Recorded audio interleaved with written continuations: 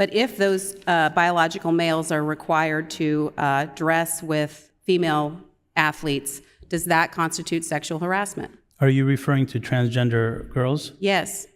I believe transgender girls should have access to all the experiences that public schools provide.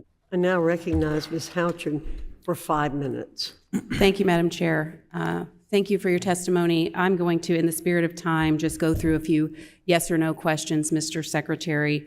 As you know, the House and this committee have passed the Protection of Women and Girls Sports Act in an effort to protect Title IX, which the Department of Education has failed to do.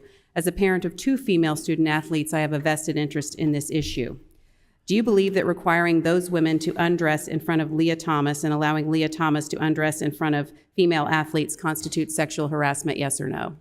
I don't believe students should feel unsafe in any locker room. Do you believe that it constitutes sexual harassment to force women to undress in front of biological males?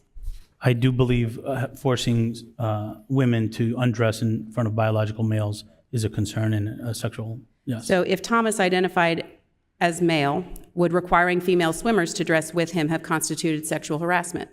Can you repeat the question?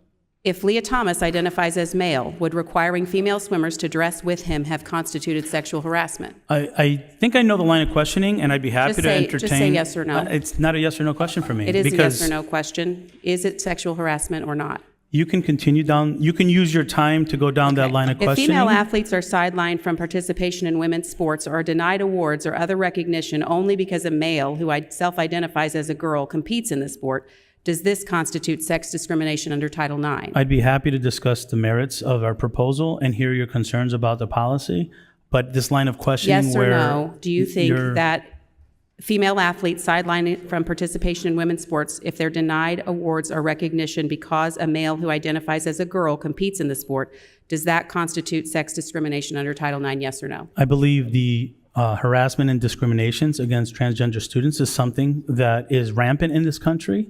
And as a department, we're proposing regulations to make sure that all students are seen and valued for who they are and given the same opportunities. So under Title IX, under that interpretation, are you admitting then that Title IX, under your interpretation, no longer protects female athletes' equal opportunity on the basis of sex? I'm proud of the work we're doing to make sure all students feel valued and seen in schools. And there are students right now that are hurting because elected officials have chosen to use their platform to further ostracize them.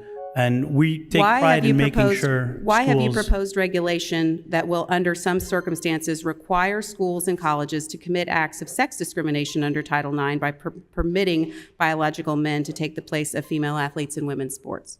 If you look at our proposed Title IX regulations, that it doesn't do that. What it does is prevent blanket bans on students who are transgender and allows students to participate in co-curricular activities, which are part of the education process.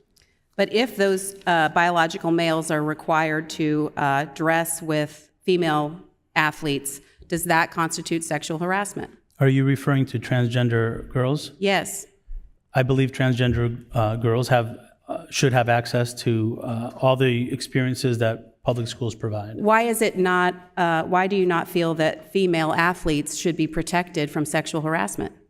All athletes should be protected from sexual harassment. But what you're saying is contradictory. Okay, I'm going to move on to free speech. The suppression of conservative speech has been an ongoing issue. Over 60% of students in a recent survey believe the political and social climate on their college campuses prevents free speech and expression. Yet earlier this year, the department questioned the necessity of the free inquiry rule that protects students' rights to free speech on their campuses and allows courts to hold institutions in violation accountable. Do you believe that violations of free speech are not happening on college campuses? Free speech is the foundation for higher education, and we support it 100%. The department can only act after the court rules that a public institute of higher education has violated the First Amendment. Yet, Secretary Cardona, your department is questioning the effectiveness of the rule before the legal process established by the rule has ever been carried out. We believe in free speech and the importance of protecting the free speech on college campuses. Your department has also questioned if the free inquiry rule has detrimental effects that seem contradictory. How can a rule have detrimental effects if no cases have been ruled on by a judge yet, and no final judgments have been transmitted to the department to act on. I'd be happy to have my department reach back out to you to share information about it. And I'm proud of the fact that we're I yield the- protecting the freedom of speech that our students have on Thank you. on higher education institutions.